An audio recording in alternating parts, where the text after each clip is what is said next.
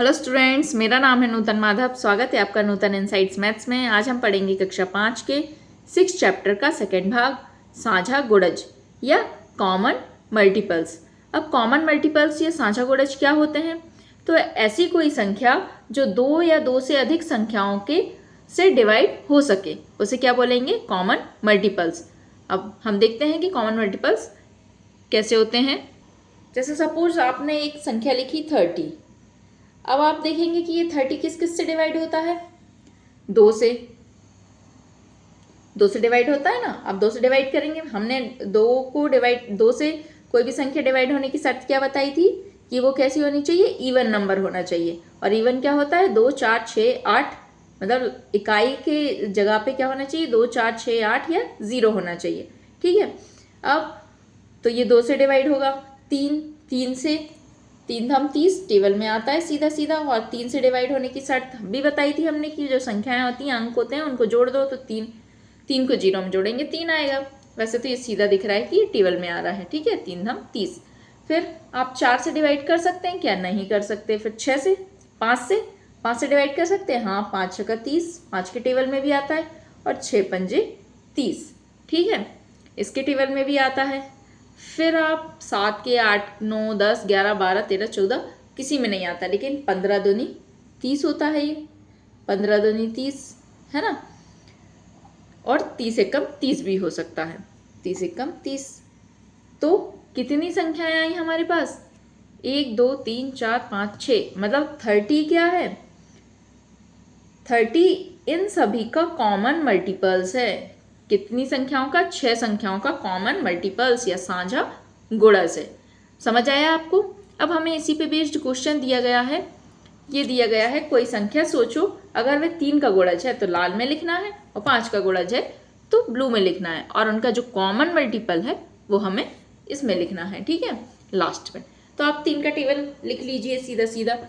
तो आप 3 का टेबल लिखेंगे तो यहाँ आएगा 6, 3 दूनी 6, 3 3 9, 3 6 12, 3 5 15, 3 6 18, 3 7 21, 3 9 27 और 3 धम 30। ऐसे ही लिखेंगे ना। 5 का टेबल लिख लीजिए। 5 दूनी 10, 5 तिया 15, 5 को 20, 5 25, 5 छक्का 30, 5 7 35, पौने 8 40, 5 9 45 और 5 धम 50। देखिए, हम और भी लिख सकते हैं। 30 के बाद क्या है? 31, 32 और फिर 33, 34, 35 छोड़िए, फिर 36, मतलब 3 3 इसमें जोड़ते जाइए। तो हम ऐसे लिख सकते हैं, ऐसे ही इसमें भी लिख सकते हैं। 55, 60, 65।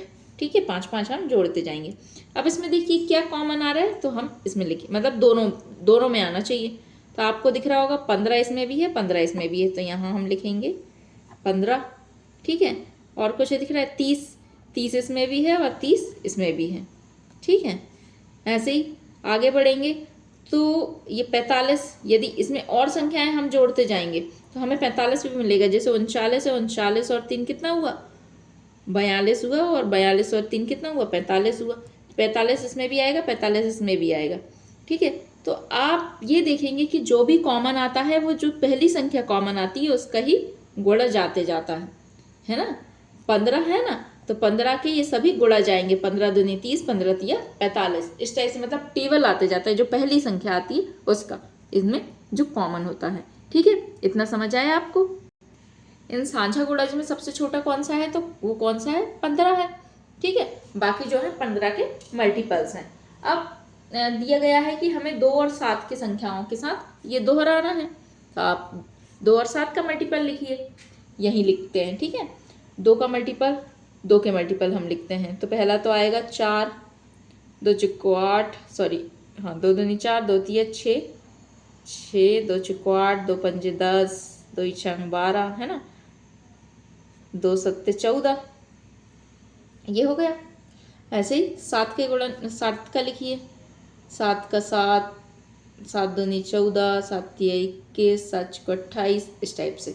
ठीक है, 2 और 7 के साझा गुणज यहाँ तो हमें सिर्फ एक ही दिख रहा है 14, और यहाँ 14। ठीक है, तो साझा गुणज क्या होगा? 14। अब जो अगला साझा गुणज होगा वो मैंने क्या बताया कि वो जो पहली संख्या आती है उसका मल्टीपल्स आते हैं। तो और साझा गुणज यदि आपको लिखना है तो 14 दूनी 28, 14 तिया 42, है ना, 14 में 2 का मल्टीप्लाई करेंगे 28, 14 में 3 का मल्टीप्लाई करेंगे 42, 14 में 4 का मल्टीप्लाई कर दो 14 चिक्को 56। ठीक है, इस टाइप से ये बढ़ते जाएंगे। तो आपको समझ आया कि जो मल्टीपल्स होते हैं वो पहले तो हम ऐसे टेबल्स लिख के निकाल लेंगे, और जो सबसे छोटी संख्या होगी कॉमन, उनमें जो कॉमन सबसे छोटी संख्या होगी उसका ही मल्टीपल्स निकालते जाएंगे, तो वो उन दोनों के क्या होंगे, साझा गुणज होंगे। ठीक, देखिए अब हमसे कहा गया है कि 4, 6 और 5 के गुणज को गोलों में रखकर फिर से खेलें। तो 4 के गुणज निकालिए आप, वही टेबल लिखिए। 4 दूनी 8, 4 तिया 12, 4 चिको 16, 4 पंजे 20, 4 छंग 24, 4 सत्ते 28, 4 नम 4 सत्ते 28, 4 अट्ठे 32, 4 नम 36 और 4 धम 40, ये लिख लिया। अब 5 का, 5 दूनी 10, 15, 20, 25, 30, 35, 40, 45 और ये 50। ठीक, ऐसे 6 का 12, 18, 24, 30, 36, 6 36, 6 7 42, 6 8 48, 6 9 54, 6 धम 60। अब आप इनमें देखेंगे कौन सा कॉमन है। कॉमन देखिए इनमें कौन सा कॉमन है। पहले तो हम इन दोनों का कॉमन देखेंगे। ठीक है, ये इस ऑरेंज वाले भाग में लिखेंगे।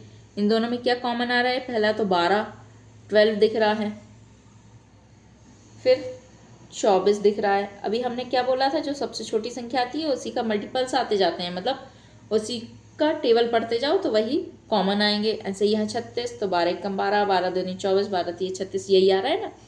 और कुछ कॉमन दिख रहा है, 12 चिक्को 12 तिये 36, 12 चिक्को 48, तो 48 अभी नहीं है, हम इतना आगे तक नहीं जाते हैं, हम सिर्फ इतने अंकों तक देखते हैं। ठीक है, फिर अब इन दोनों का देखिए आप, इन दोनों में देखिए तो इन दोनों में क्या कॉमन आ रहा है। सबसे छोटी संख्या, हाँ 20, सबसे छोटी संख्या क्या कॉमन आ रही है, 20 कॉमन आ रही है।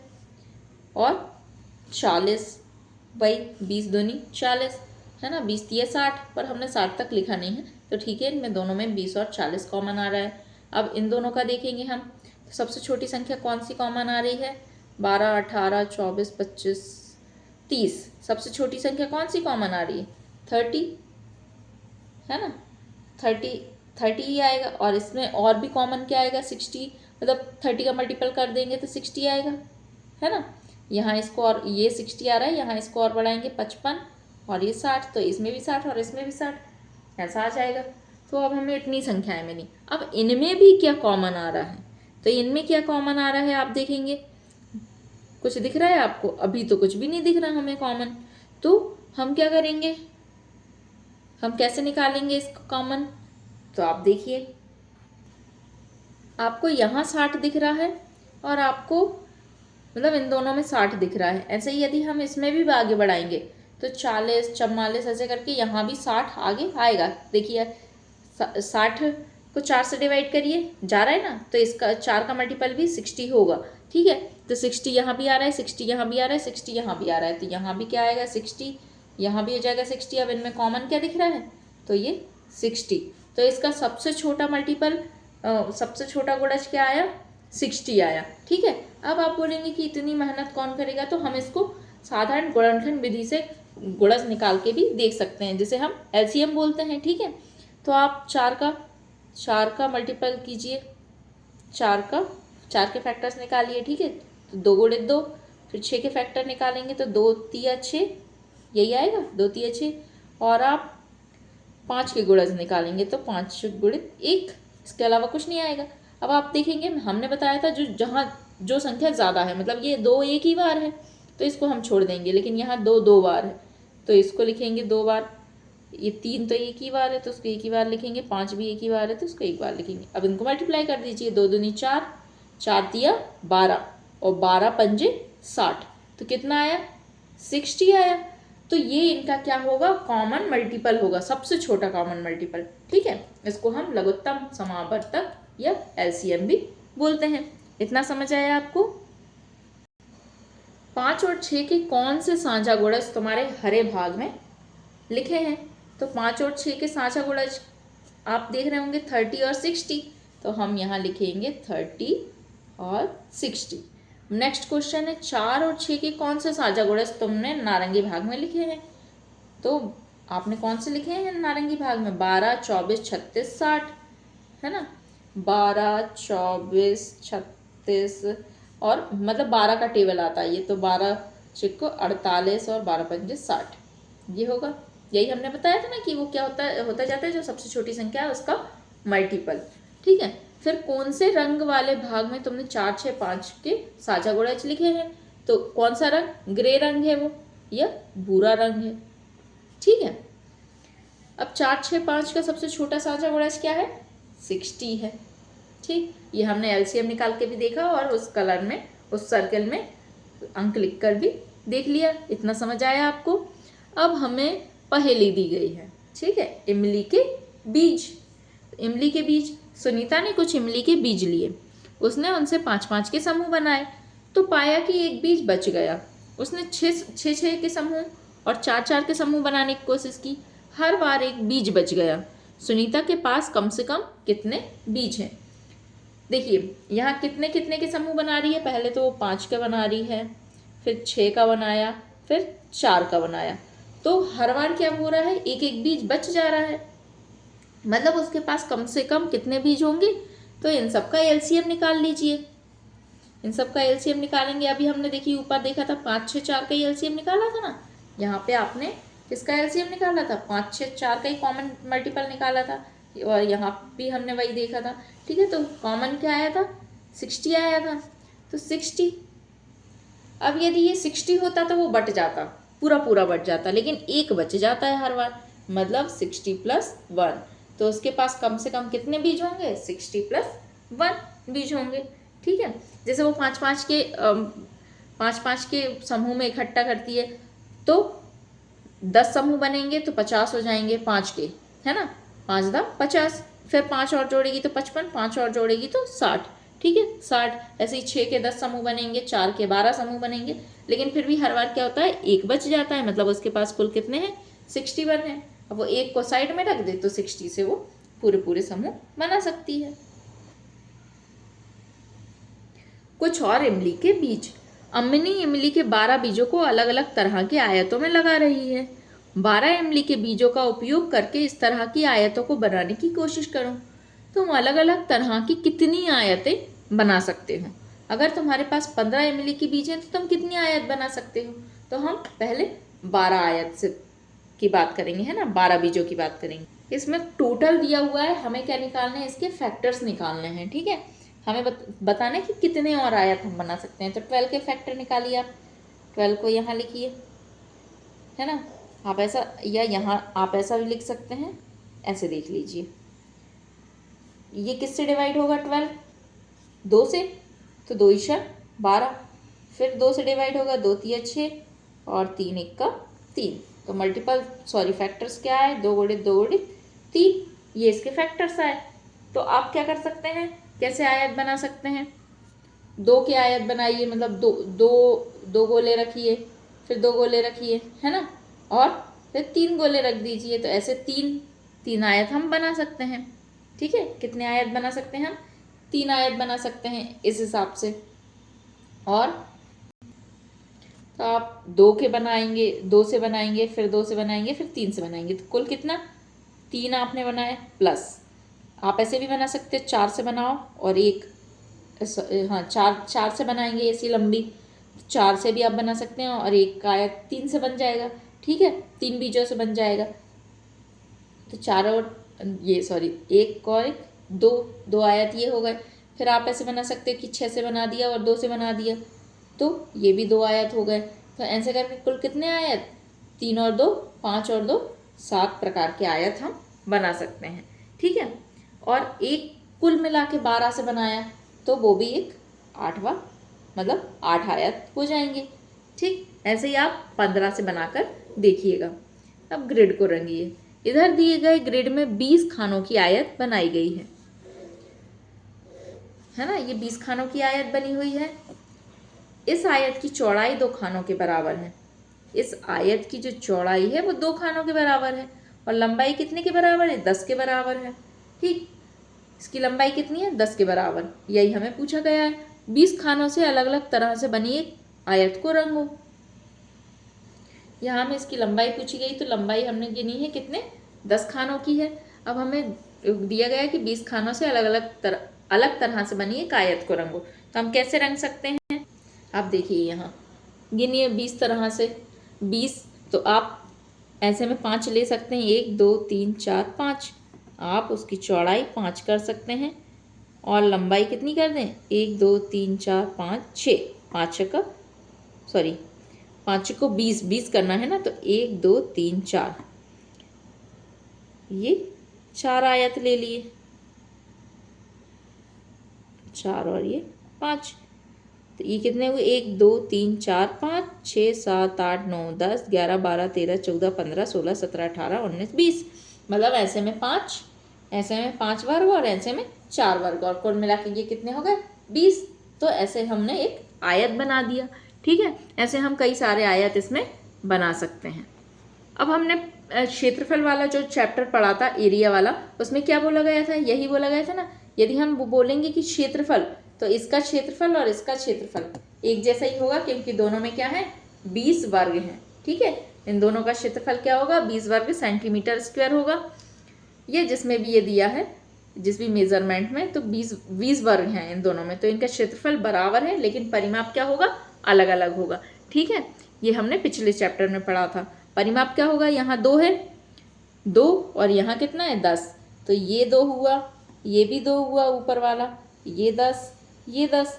तो जोड़िए, 10 और 10 20, और 2 20 और 2 22 और 2 24। इसका परिमाप 24 होगा। और इसका परिमाप आप देखेंगे तो ये 5 है, ये 5 है ना, और ये क्या है? 4 है, ये 4 है। तो 5 5 10, 10 और 4 14, और 4 18। तो परिमाप किसका ज़्यादा है? इसका ज़्यादा है। ठीक है, इस वाले का ज़्यादा है, लेकिन क्षेत्रफल क्या है? बराबर है। ये हमने पिछले चैप्टर्स में पढ़ा था।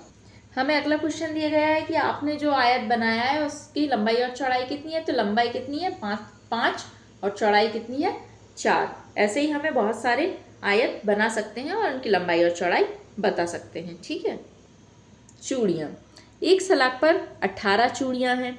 मीना उन्हें समूह में रखने की कोशिश कर रही है। वह उन्हें 2 3 6 9 और 18 के समूह में रख सकती है, किसी भी चूड़ी को छोड़े बिना। बिल्कुल रख सकती है। तो ये हमने कैसे बताया? 18 के क्या निकालेंगे? हम फैक्टर्स निकालेंगे, या फैक्टर्स ना निकाल के हम ऐसे देख लेते हैं कि इन सभी से इसका डिवाइड होना चाहिए। तो 2 के टेबल में 18 आता है, बिल्कुल आता है। 3 के टेबल में भी 18 आता है, 6 के टेबल में भी, 9 के टेबल में भी, और 18 से 18 का डिवाइड तो होगा ही होगा। तो एक भी नहीं छूटेगी और सभी क्या है? समूह में रखा जाएंगे। अगर वे एक चूड़ी का समूह बनाती है तो उसके पास कुल कितने समूह होंगे? यदि वो एक एक चूड़ी का समूह बनाएगी तो उसके पास 18 समूह होंगे। 2 चूड़ी का बनाएगी तो 9 समूह होंगे। 3 का बनाएगी तो 6, 6 का बनाएगी तो 3, और 9 का बनाएगी तो 2 समूह होंगे। ठीक है, इसी टाइप से आप कैलकुलेशन कर सकते हैं। अब अलग अलग चूड़ियों की संख्या तालिका को पूरा करो। हर एक संख्या के लिए देखो कि कौन से अलग अलग समूह बनाए जा सकते हैं। आप देखेंगे ये तालिका दी गई है।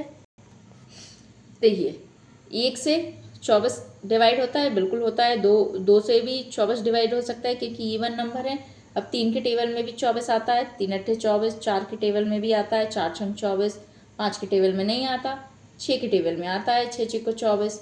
फिर 7 के टेबल में नहीं आता, 8 के टेबल में आता है, 9 के टेबल में नहीं आता, 10 से भी नहीं, 11 12, 12 से होगा क्योंकि 12 दूनी 24। फिर 13 14 15 16, इन सब से नहीं होगा। फिर लास्ट में आ जाएगा 24। ठीक है, फिर आप देखेंगे कि 5, तो 5 का 1 5 10, सॉरी 5 ही है ना, 1 और 5। फिर 9, 9 का 1 से, 3 से और 9 से। फिर 7 का 1 से और 7 से, क्योंकि ये क्या है?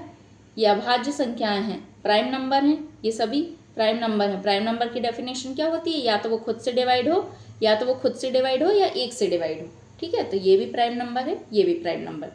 फिर 2 भी क्या है? सबसे छोटा प्राइम नंबर है, ये भी खुद से डिवाइड होता है या 1 से डिवाइड होता है। फिर 10 का 2 से डिवाइड हो सकता है, 3 से नहीं, 4 से नहीं, 5 से डिवाइड हो सकता है, और फिर सीधे 10 खुद से डिवाइड होगा। ठीक है, ऐसे ही आप देखेंगे कि एक सिर्फ एक से ही डिवाइड होता है, ठीक है, लेकिन एक को प्राइम नंबर नहीं कहते हैं।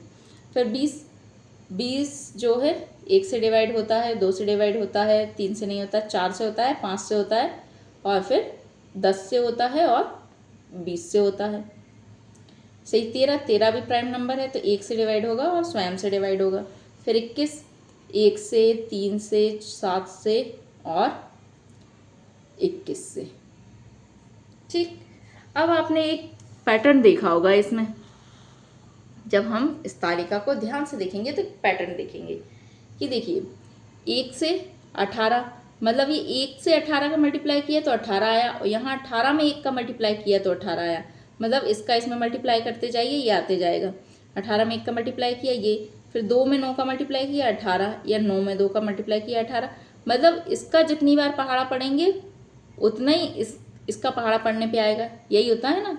तो ये सभी ऐसा ही दिया गया है, मतलब 3 छंग 18, 6 तिया 18। ठीक है, ऐसे ये पैटर्न देखिए, 1 में 24 का मल्टीप्लाई करेंगे 24, 2 में 12 का करेंगे, या 12 में 2 का करेंगे तो 24, 3 में 8 का करेंगे 24, 3 में 4 में 6 का करेंगे 24, या 6 में 4 का करेंगे तो भी 24।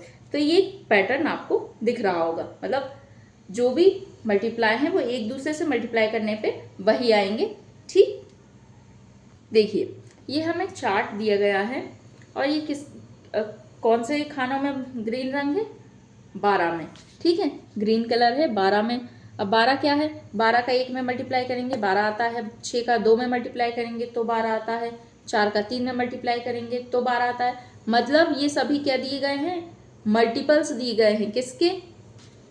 इन संख्याओं के, 1 का, 2 का, 3 का, 4 का, 6 का और 12 का मल्टीपल क्या होता है? 12 होता है। ठीक है, या आप ये बोल सकते हैं कि 12 के फैक्टर्स दिए गए हैं, मतलब 12 के फैक्टर्स क्या होंगे? 1, 2, 3, 4, 6 और 12।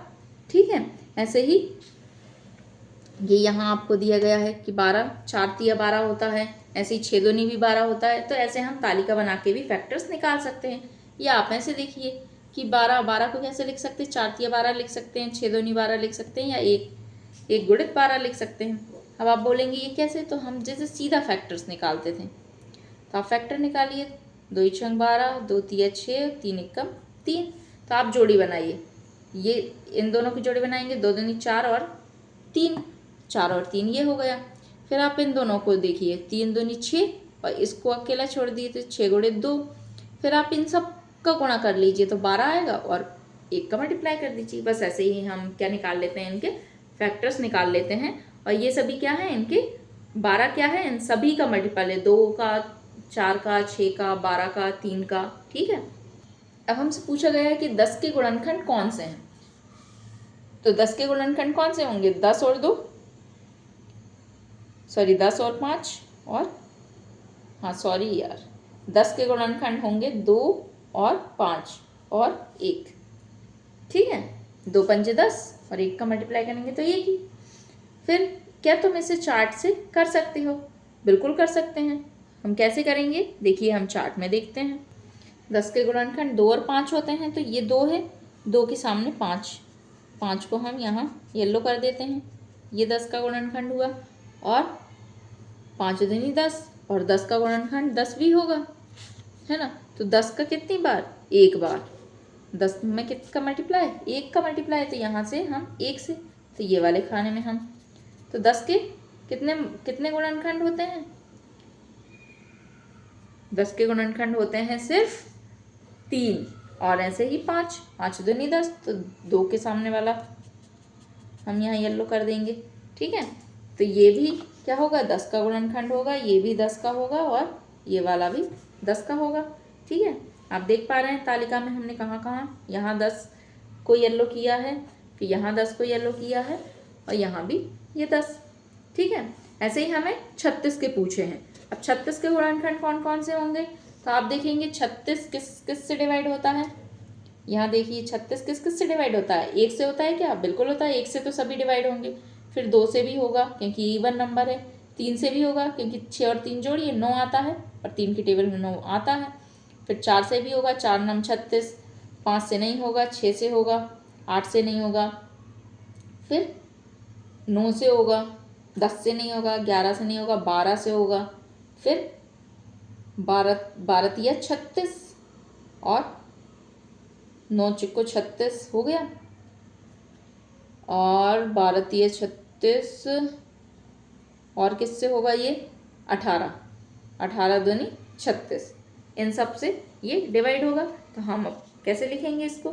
देखिए दो में किसका मल्टीप्लाई करेंगे? 18 का। 2 अट्ठे मतलब इसको डिवाइड करके देख लीजिए तो 18 आया, तो 2 के सामने 18वां जो होगा उसको हम कलर करेंगे, लेकिन यहाँ पे 18वां तो दिया ही नहीं है, तो हम इतना आगे तक नहीं जाएंगे।